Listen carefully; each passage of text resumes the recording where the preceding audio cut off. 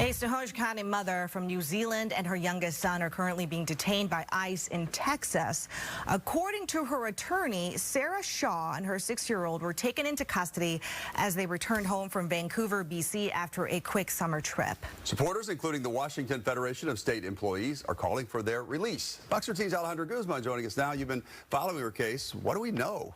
I mean, we know that the family was actually headed up to Canada back on July 24th for a scheduled summer trip. Now, Sarah Shaw made that quick trip up to Canada with her 3 kids, and her 2 oldest were actually heading to their grandparents' house in their home country of New Zealand for the summer. They had no issues at drop-off, but when Sarah and her youngest son tried re-entering the country, Shaw's attorney says that they were flagged by Border Patrol agents. They told her her travel permit was expired.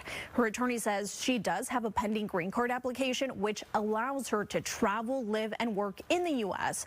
The work portion of her permit had been renewed, but as it turns out, that travel portion, well, it wasn't.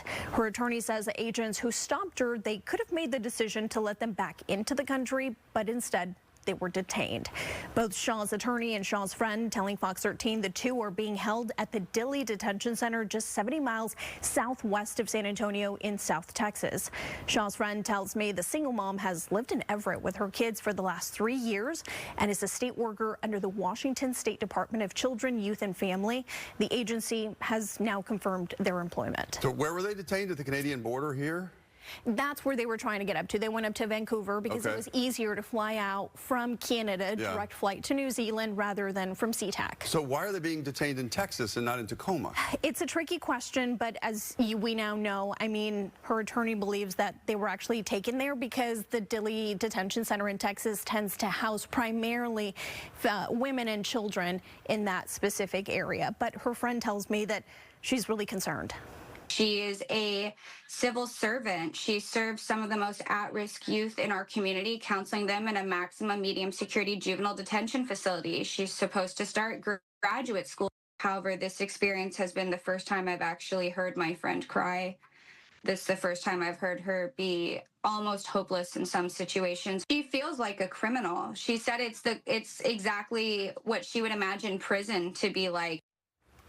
So, Allie, you were mentioning that Shaw's attorney says that she doesn't have a criminal history and just essentially misunderstood the status of the application. But how did that misunderstanding happen? Because you're wondering, you know, why didn't she know that before she traveled out? I mean, it's a very complex process in her case.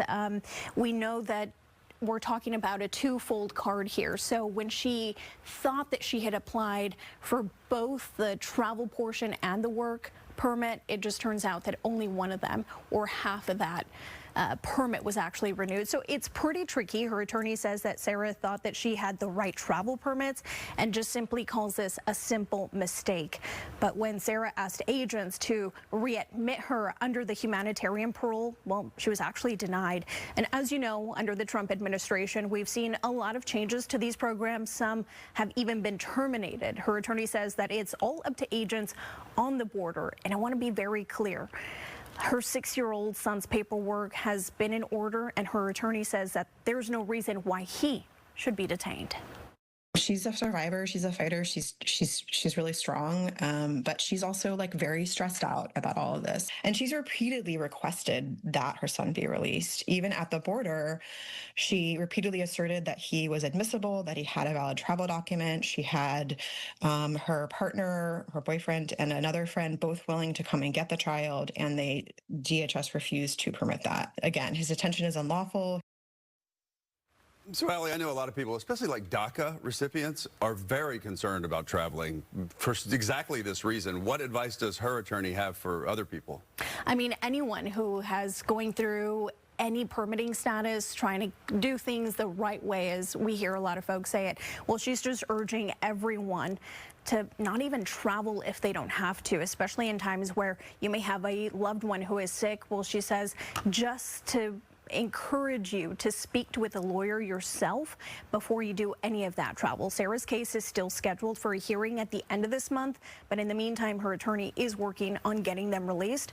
We've also given ICE officials 24 hours to respond and share their side of this story, but so far, we've not heard back. If we do, we'll bring you their response. All right, Ali, thank you for keeping up with this. We'll Thank check you. it back in.